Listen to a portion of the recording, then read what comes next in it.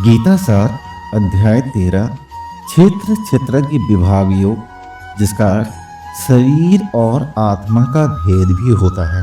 गीता के 13वें अध्याय का नाम क्षेत्र क्षेत्रज्ञ विभाग योग है, जिसमें भगवान श्री कृष्ण ने अर्जुन को शरीर अर्थात क्षेत्र और आत्मा, जिसका अर्थ क्षेत्रज्ञ भी होता है, के बीच का भेद समझाया है।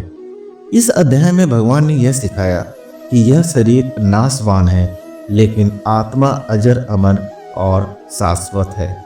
भगवान ने क्षेत्र अर्थात शरीर और क्षेत्रज्ञ अर्थात आत्मा की परिभाषा दी और यह समझाया कि जो व्यक्ति इस भेद को समझ लेता है वही सच्चा ज्ञानी है।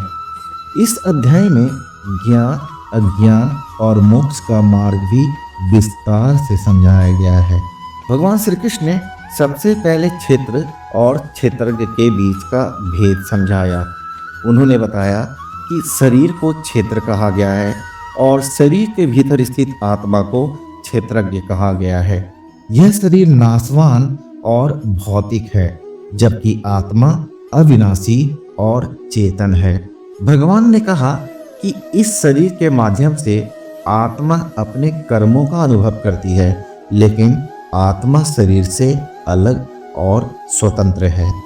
भगवान श्री कृष्ण यह भी स्पष्ट करते हैं कि शरीर को क्षेत्र कहा गया है क्योंकि यह कर्म भूमि है, जहां आत्मा अपने कर्मों का अनुभव करती है। आत्मा इस क्षेत्र में कर्मों का साक्षी होती है और शरीर का संचालन करती है। क्षेत्र और क्षेत्रज्ञ के इस भेद को समझना ही सच्चा ज्ञान है। भगवान श्री कृष्ण ने इस अध्याय में विस्तार से बताया कि शरीर और आत्मा के बीच कैसे भेद किया जा सकता है। उन्होंने कहा कि यह शरीर पंच महाभूतों, जिसमें पृथ्वी, जल, अग्नि, वायु और आकाश आते हैं, मन, बुद्धि और अहंकार से बना है। यह भौतिक शरीर नाशवान है और इसका अंत होता है, लेकिन आत्मा शाश्वत और अविनाशी है। आत्मा ना जन्म लेती है, न मरती है, ना किसी के कर्म से प्रभावित होती है। आत्मा केवल साक्षी होती है। भगवान श्री कृष्ण यहाँ अर्जुन को यह सिखा रहे हैं कि शरीर केवल भौतिक तत्वों का मिश्रण है, जबकि आत्मा इस शरीर से अलग और स्वतंत्र है।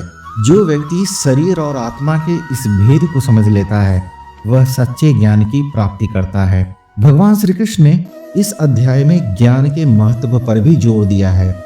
उन्होंने कहा कि सच्चा ज्ञानी वही है जो आत्मा और शरीर के बीच के भेद को समझने में मदद करता है। जो व्यक्ति आत्मा के ज्ञान को प्राप्त कर लेता है वह संसार के बंधनों से मुक्त हो जाता है। भगवान ने ज्ञान के कुछ प्रमुख गुणों का वर्णन किया है, जैसे अहंकार का त्याग, क्षमा, साधना, संयम और सभी जीवों के प्रति समानता का भाव। भगवान श्री कृष्ण कहते हैं कि ज्ञान केवल पुस्तक या बौद्धिक समझ का नाम नहीं है। सच्चा ज्ञान आत्मा की पहचान और उसके गुणों को जानना है। जो व्यक्ति इन गुणों को अपने जीवन में धारण करता है वही सच्चा ज्ञानी है। भगवान श्री कृष्ण आगे बताते हैं कि आत्मा शाश्वत, अजर अमर और अविनाशी है। आत्मा शरीर के कर्मों से प्रभावित नहीं होती और ना ही उसे कोई भौतिक तत्व छू सकता है। आत्मा इस शरीर का साक्षी होता है और मृत्यु के बाद भी आत्मा का अस्तित्व बना रहता है। यहाँ भगवान श्री कृष्ण यह स्पष्ट करना चाह रहे हैं कि आत्मा परमात्मा का अंश है और यह शरीर के कर्मों का साक्षी है। आत्मा भौतिक शरीर से परे है और यह शरीर के नष्ट होने के बाद भी अविनाशी ही रहती है। भगवान श्री कृष्ण ने इस अध्याय में प्रकृति, जिसका अर्थ माया, और पुरुष, जिसका अर्थ आत्मा है, के बीच के संबंधों को भी समझाते हैं। उन्होंने बताया कि यह संसार प्रकृति द्वारा संचालित होता है, जबकि आत्मा अर्थात पुरुष इस संसार में अपने कर्मों का अनुभव करती है। प्रकृति का कार्य सृष्टि को उत्पन्न करना और उसका संचालन करना है, जबकि आत्मा इन कर्मों का साक्षी होती है। भगवान यहाँ यह सिखाना चाह रहे हैं कि प्रकृति और आत्मा दोनों ही अनादि हैं और यह संसार प्रकृति द्वारा संचालित होता है। आत्मा प्रकृति के कर्मों का साक्षी होती है, लेकिन स्वयं कर्मों में लिप्त नहीं होती। अध्याय के अंत में भगवान श्री कृष्ण ने मोक्ष के मार्ग का भी वर्णन किया है। उन्होंने कहा कि जो व्यक्ति आत्मा और शरीर के भेद को समझ लेता है वह संसार के बंधनों से मुक्त हो जाता है और मोक्ष प्राप्त करता है।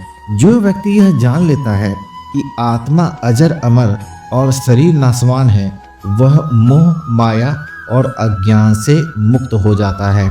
अर्थात भगवान यह कहना चाह रहे हैं कि मोक्ष प्राप्ति के लिए व्यक्ति को शरीर और आत्मा के भेद को समझना होगा।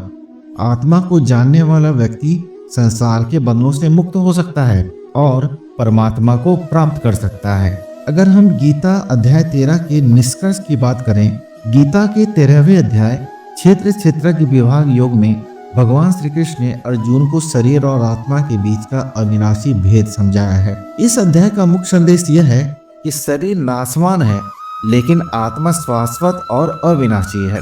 भगवान ने यह भी सिखाया कि सच्चा ज्ञानी वही है जो आत्मा और शरीर के भेद को समझने में मदद करता है। जो व्यक्ति इस भेद को समझ लेता है वह संसार के बंधनों से मुक्त हो जाता है और मोक्ष प्राप्त करता है।